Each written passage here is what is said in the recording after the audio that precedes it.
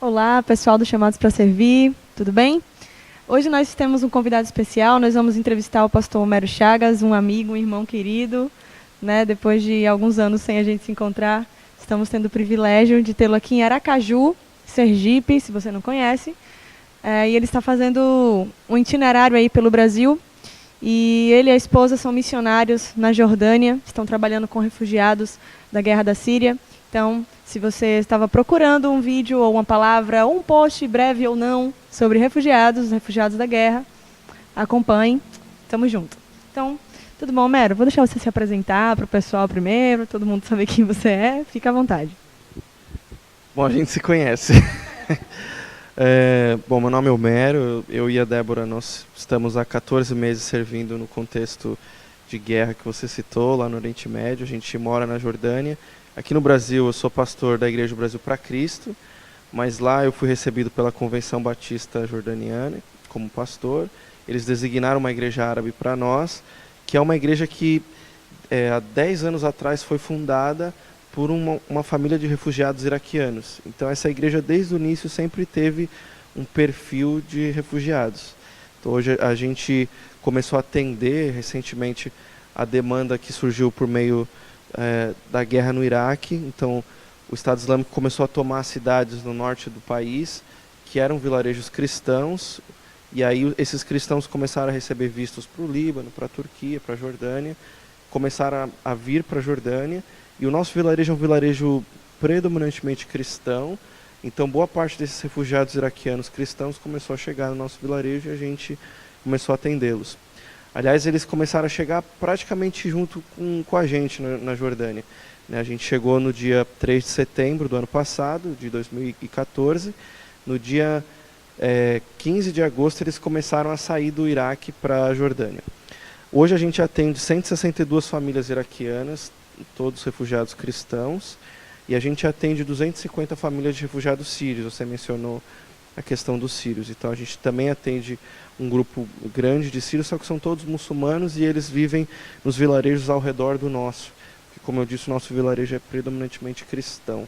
A gente não, a Amman é a capital da Jordânia, a gente mora em Amman, mas a gente serve num outro estado que chama Balca. Nós somos o único ministério que trabalha com refugiados nesse lugar. E a gente tem feito muita coisa, né, Carol? Você tem acompanhado a gente aí, tem muitos projetos que a gente tem desenvolvido para apoiar esses refugiados. Então, uma pergunta, né, que surgiu é justamente o título que vocês usam, né, o nome que vocês usam, Família Aziz.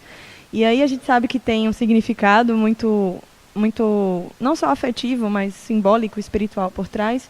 E eu queria que você falasse um pouquinho da família Aziz e também de como foi para você e para Débora saírem do conforto que vocês tinham, né, com um filhinho pequeno. Para quem não sabe, eles têm um filho lindo, o Atos, pequenininho, para poder embarcar nessa missão integral na Jordânia. Bom, a gente adotou o nome Aziz por várias razões. A primeira é a questão de segurança. A gente está trabalhando num contexto de maioria islâmica. Então, a gente protege o nosso nome, a nossa família, de qualquer incidente no país ou por causa da comunicação toda que a gente faz fora do Oriente Médio. Aziz significa querido, amado no árabe. Então, a gente se sente uma família amada, uma família querida. Por isso a gente adotou, né? Homero Aziz, Débora Aziz, Atos Aziz. E a gente passou a ser conhecido como a família Aziz, né? A gente tem a página nossa lá no Facebook, você que está nos assistindo, acesse lá, www.facebook.com/família Aziz, com 2 As e 2 Es, Família Aziz. Então a gente tem essa página no Face, a gente tem página no Instagram, a gente tem canal no YouTube, tudo com esse nome, Família Aziz. Nos nossos materiais de comunicação, vídeos, no boletim, tudo sai dessa maneira porque a gente se sente uma família amada, né? A gente tem desenvolvido muitos projetos, a gente já chegou aí a quase R$1 milhão investido no nosso ministério em 14 meses no campo.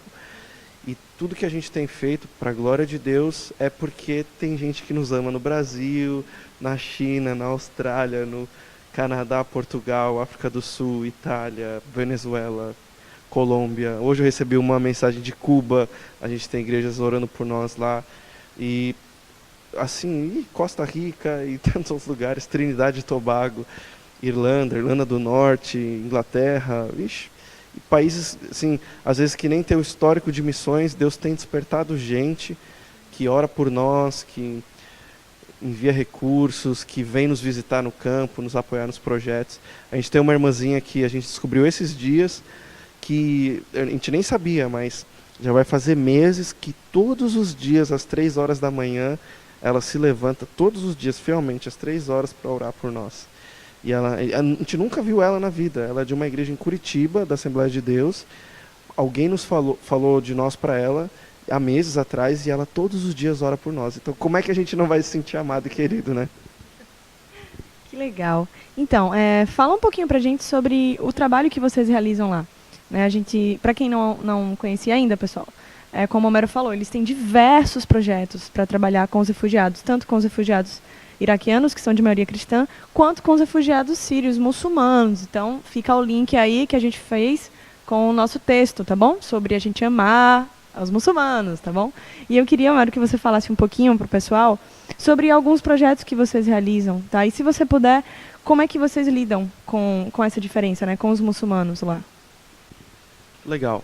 Eu acho que vale eu explicar um pouquinho, antes de entrar nos projetos, por que é que eles são refugiados e qual é a realidade deles, porque os nossos projetos eles tentam suprir uma necessidade que existe lá. Há muitos anos atrás, 2003, estourou a guerra no Iraque. Seja, né, quem está nos assistindo, você que é historiadora, já sabe direitinho tudo o que aconteceu após a invasão. E então estoura essa guerra no Iraque, que começa a gerar já uma imigração enorme de refugiados iraquianos para toda a região. Esses caras, eles começaram a sair literalmente chegando na Jordânia, na Turquia, no Líbano, sem nada, sejam cristãos ou muçulmanos. Eles vêm basicamente com a roupa do corpo, algumas vezes com alguma coisa na mala, às vezes com algum dinheiro, e é só o que eles têm. Largaram tudo, desistiram de tudo, ou foram pegos no meio da guerra, no início lá no Iraque, então começaram a ir para esses outros países do Oriente Médio. Depois, quando começa a Primavera Árabe, tem uma outra onda de refugiados que começa a vir do norte da África também para os países do Oriente Médio. Esses três, Turquia não é bem Oriente Médio, mas a gente, por proximidade e pela questão dos refugiados, a gente considera como tal.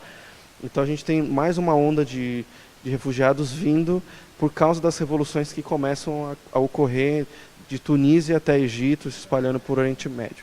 Então a gente tem essa onda outra de refugiados. Nisso estoura a guerra civil na Síria, que já vai completar quase 5 anos. Essa guerra civil na Síria já gerou, aí alguns dizem, mais de 6 milhões de refugiados externos, fora 9 milhões de refugiados internos. Esses refugiados externos eles estão espalhados por toda a região. Boa parte deles está nesses 3 países que eu tenho citado, que é Líbano, Turquia e Jordânia. Só na Jordânia a gente tem 2 milhões de refugiados sírios, 700 mil refugiados iraquianos e 300 mil refugiados de outras minorias, principalmente de países do norte da África. Então, eles chegam na Jordânia sem nada. E eles não podem trabalhar, o governo local não permite, eles não têm acesso à educação ou ao sistema de saúde, e eles chegam de mãos vazias, como eu disse. Então a gente chegou nesse contexto, com esse desafio enorme. Existem muitos obreiros brasileiros e de outras nacionalidades tentando apoiá-los, e a gente começou a pensar o que a gente pode fazer que realmente vai fazer a diferença na vida desses refugiados. E a gente começou a perguntar para eles. E aí a gente descobriu que a primeira grande necessidade que eles tinham era acesso à saúde. Então a gente abriu uma clínica médico-odontológica.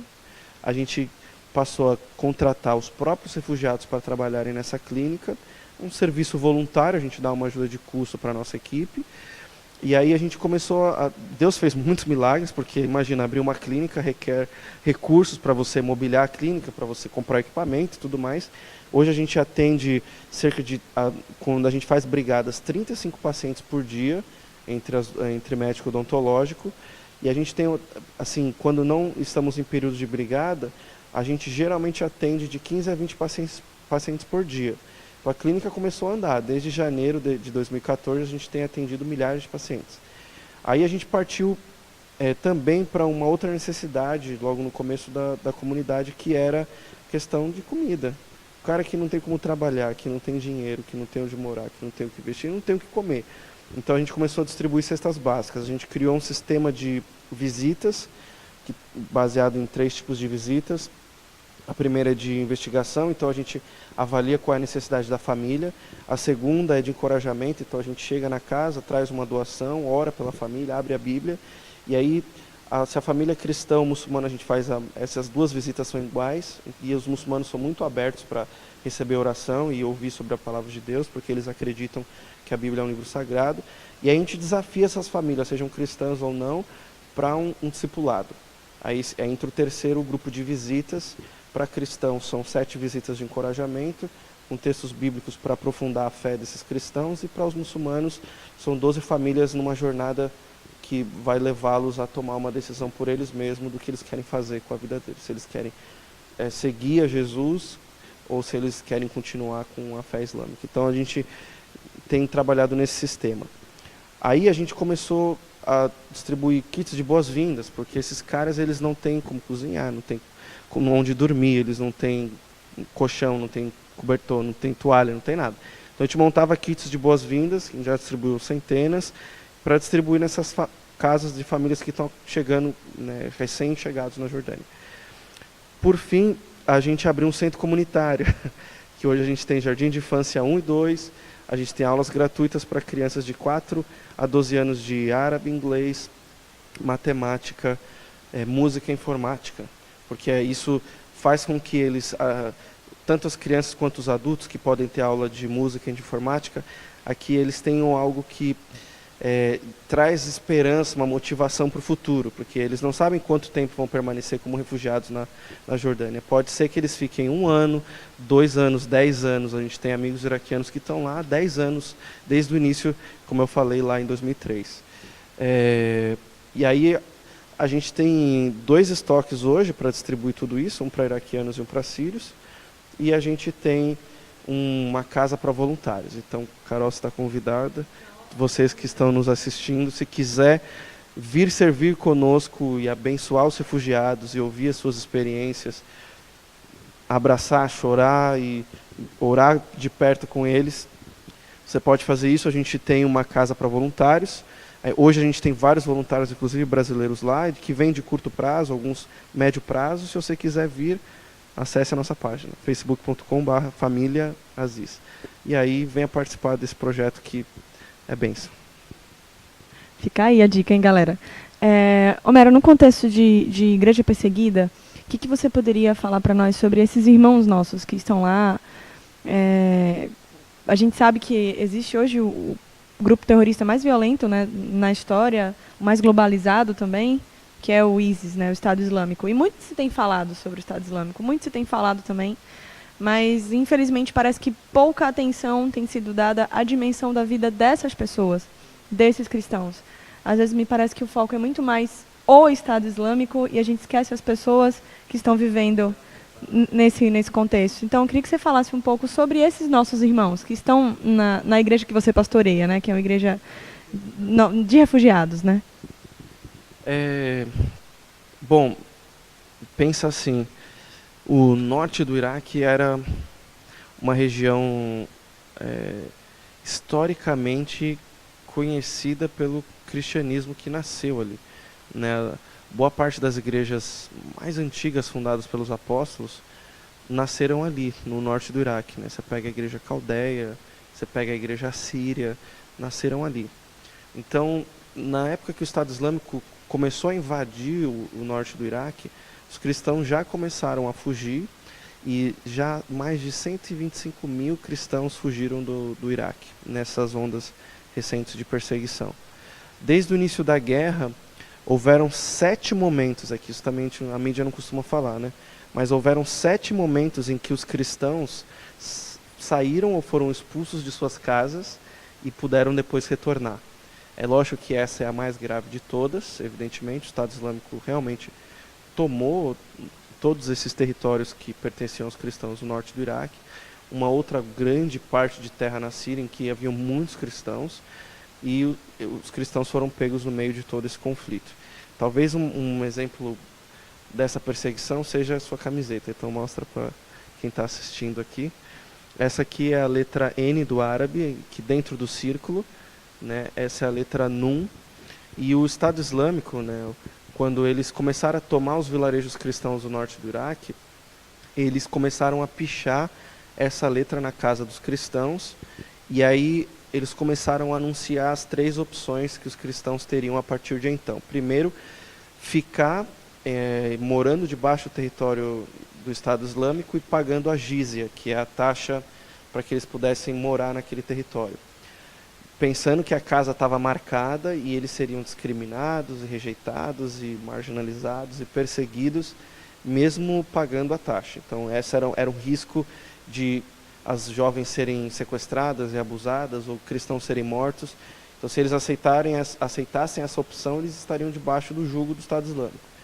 Segunda opção era se tornar muçulmano e ficar no território. E a terceira opção era fugir e permanecer com a fé em Cristo Jesus, exercendo ela com liberdade em outro lugar, mas deixando tudo para trás. Tudo que construiu, os bens, o dinheiro no banco, tudo. Né? Imagina que só em Mossul haviam mais de 30 mil cristãos que tiveram que fazer essa escolha, fora outras dezenas de milhares que estavam espalhados ao redor nos vilarejos. E praticamente todos os cristãos fugiram, largaram tudo, desistiram de tudo, e a nossa igreja hoje, boa parte deles são iraquianos. A gente tem gente que foi sequestrada pelo Estado Islâmico e ficou debaixo de sequestro durante dias. A gente teve gente que teve parentes sequestrados e tiveram que pagar resgates assim, de milhares e milhares de dólares. A gente teve gente que quase foi morta pelo Estado Islâmico em checkpoints, e quase que em sua maioria dos nossos membros, eles tiveram que tomar essa decisão de fugir, largar tudo, e hoje chegaram à Jordânia sem nada, mas ficaram com Jesus. Existem muitas histórias, Carol, que eu poderia contar aqui, mas certamente a igreja iraquiana é hoje um dos nossos maiores exemplos de fé dos nossos dias, porque eles decidiram ficar com Jesus ao invés de permanecerem com as coisas deste mundo, né, e se tornarem muçulmanos. Eles poderiam muito bem ter ficado, virarem muçulmanos e seguirem com suas vidas, mas eles preferiram manterem sua fé e desistirem de tudo. Eu me lembro de uma entrega que a gente fez de cestas básicas, e um iraquiano chegou para mim e ele falou assim: Homero, eu era um dos homens mais ricos do Iraque. Eu tinha 4 milhões de dólares no meu cofre e eu tinha 6 carros importados. O Estado Islâmico chegou, ele morava num vilarejo ao redor de Mossul, eles me tiraram de casa com minha família e eles me mandaram a pé até Erbil, que é uma cidade no território curdo, onde ele caminhou 12 horas a pé, sendo antes um dos homens mais ricos do mundo. Saiu com a roupa do corpo e chegou lá em Erbil literalmente sem nada. E ele falou assim: antes eu que era esse homem, hoje estou aqui recebendo uma cesta básica de vocês. Então essa é a realidade dos nossos irmãos, né?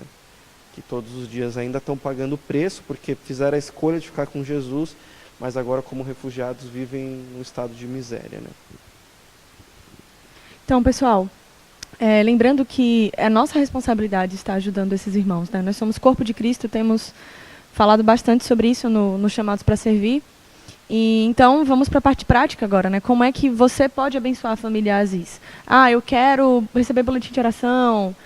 Eu queria me tornar um intercessor, quero me tornar um mantenedor. Ou então, eu estou orando, nossa, essa entrevista agora foi resposta de oração, vou para a Jordânia. Então, como é que a gente pode? Como é que a gente pode te ajudar? Bom, primeiro acesse os nossos canais, aí, as nossas redes. Então, facebook.com/família Aziz. Curte lá a página e manda uma mensagem direta para nós com o seu e-mail, você que está nos assistindo, para que a gente adicione o seu e-mail na lista de intercessores. Semanalmente a gente manda um boletim de oração, compartilhando das nossas necessidades, dos projetos, testemunhos dos cristãos lá da nossa igreja, que a gente serve por toda a região, porque a gente não tem projeto também só na Jordânia, né? A gente atua no Egito, a gente atua no Líbano, na Turquia, no Iraque, na Palestina. Deus tem nos dado a bênção de servir em toda a região. Então você pode conhecer o nosso ministério mais de perto recebendo o boletim de oração, porque tem muita coisa que não dá para soltar na internet abertamente, mas o boletim a gente compartilha algumas coisas. Então acesse lá facebook.com/família Aziz, mas também curta lá no Instagram, se você tiver Instagram, Família Aziz. Ou então no YouTube, digita lá no YouTube Família Aziz, você vai achar o nosso canal. Então é com 2 As e 2 Es, né? Família Aziz. Então, facebook.com/Família Aziz. E se você quiser se tornar um mantenedor da nossa família, a gente só consegue fazer tudo o que a gente está fazendo hoje, porque a gente tem irmãos fiéis no Brasil e pelo mundo afora, todos os meses com a gente, assim, orando e também contribuindo. Hoje a gente sustenta 14 famílias. A partir de ontem, dia 1º de dezembro, a gente adotou mais uma família e a gente está com 14 famílias, das quais 10 são de refugiados iraquianos. E se você quiser nos apoiar, você vai apoiar essas famílias de refugiados. Por fé, todos os meses a gente tem um orçamento que gira em torno de R$26 mil, que é por graça e misericórdia de Deus. Isso a parte do nosso sustento familiar. Então a gente tem a clínica médico-odontológica, o centro comunitário, os projetos de distribuição de cesta básica, kits de boas-vindas. A gente tem a manutenção dessas famílias e tudo isso gira em torno de R$26 mil, além do nosso sustento familiar. Então é fé, joelho dobrado e a gente precisa de você. Se você quiser se tornar um mantenedor, às vezes doar 10, 20, 50, R$100 por mês, ou envolver a sua igreja, se você quiser fazer isso, entre em contato conosco, a gente vai passar os dados para você bancários, ou se você quiser boleto, carnê, a gente tem meios de você se envolver com a gente mensalmente para que então a gente continue a abençoar esses refugiados no Oriente Médio e ao mesmo tempo desenvolver o ministério que o Senhor tem nos confiado. A gente precisa de vocês em oração e contribuição. Então acesse as redes sociais e caminhe com a gente. A gente conta com você. Muito obrigada, Homero, parceiro, irmão, querido. Então, pessoal, chegamos ao fim dessa entrevista, tá? Curtam, compartilhem, divulguem, participem, doem, contribuam, se envolvam. Lembre que o nosso Senhor é um Senhor que não apenas assiste as coisas de lá do céu, tá bom? Ele se envolve, ele resolve, ele revive. E eu queria deixar, para a gente terminar, um trecho de 2 Coríntios 8, onde Paulo está falando justamente sobre isso para a igreja de Coríntios, né? E aí no versículo 9 ele diz: pois conheceis a graça do nosso Senhor Jesus Cristo, que sendo rico, por amor de vós se fez pobre, para que pela sua pobreza fosseis enriquecidos. E nisso dou meu parecer, pois isso vos convém a vós, que primeiro começaste desde o ano passado não só a participar, mas também a querer.